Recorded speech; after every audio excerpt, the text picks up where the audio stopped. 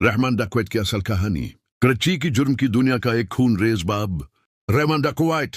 यह नाम आज भी लेरी और सिंध के कई इलाकों में खौफ की अलामत समझा जाता है।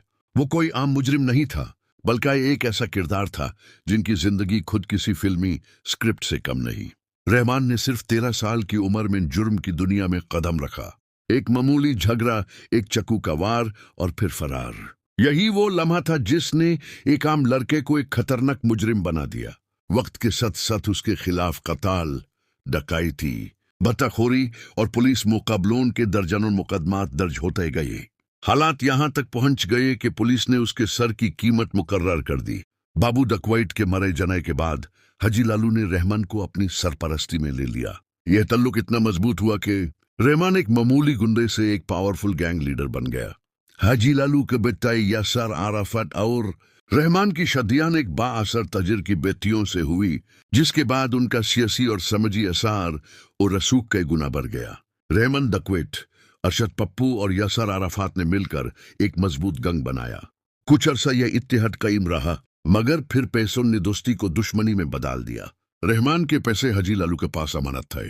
जब उसने तकाजा किया तो यूस गिरफ्तार करवा दिया गया। अदालत में पेशी के दौरान वो फरार हो गया और यहीं से खून रेस दुश्मनी का आगाज हुआ। कराची की मशहूर शख्सियत अनवर भाईजान के कत्ल का इल्जाम रहमान पर आया। जवाब में अरशद पप्पू ने रहमान के चाचा को कत्ल करवा दिया। अब दोनों गैंग्स एक दूसरे के खून के प्यासे बन चुके थे।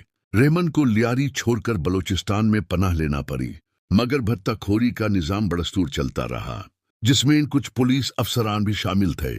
इसी दौरान नजीर बलोच, जो पहले एक आम हॉस्पिटल का मुलाजिम था, अपने वलिद के कत्ल के बाद रहमान के गंग में शामिल हो गया और जल्द ही गंग का अहम सतून बन गया। रहमान को सियासी सरपरस्ती भी हासिल थी। कहा जाता है कि बेनाजिर भुट्टो की वापसी के दिन रहमान उनकी सिक्योरिटी टीम का हिस्सा था और खतरे के वक्त उन्हें महफूज मकाम तक पहुंचाया। लियारी में रहमान का असर और रसूख इतना बढ़ गया कि सियासी फैसले भी उसकी मर्जी से होने लगे। आखिरकार हुकूमत को एहसास हुआ कि इसकी मौजूदगी में कंट्रोल मुमकिन नहीं। एसएसपी चौधरी असलाम को लियारी टास्क फोर्स का सरबराह बनाया गया और हुक्म दिया गया कि रहमान को हर हाल में गिरफ्तार किया जाए। जून 2006 में रहमान गिरफ्तार हुआ। उसके एतराफी बयानात भी रिकॉर्ड हुए, मगर चंद माह बाद वो मुबैना तौर पर रिश्वत देकर फिर फरार हो गया।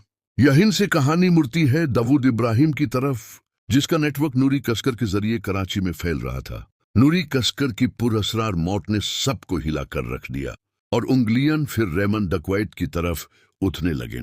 कराची की गंग वरब सिर्फ जाती दुश्मनी नहीं रही, बल्कि कुव्वत, सियासत और इंटरनेशनल माफिया की जंग बन चुकी थी। आखिरकार 9 अगस्त 2009 को कराची के इलाके गुलिस्तान जोहर में पुलिस मुकाबले के दौरान रहमान डकैत और उसके 3 साथी मारे गए।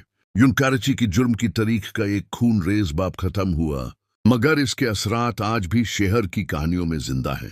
भरती फिल्म साजों ने इस किरदार से मुतासिर होकर फिल्म भी बनाई, मगर हकीकत यह है कि फिल्मी कहानी इसलिए रहमान डकैत की जिंदगी के सामने बहुत छोटी महसूस होती है, क्योंकि हकीकत हमेशा फिल्म से ज्यादा खौफनाक होती है।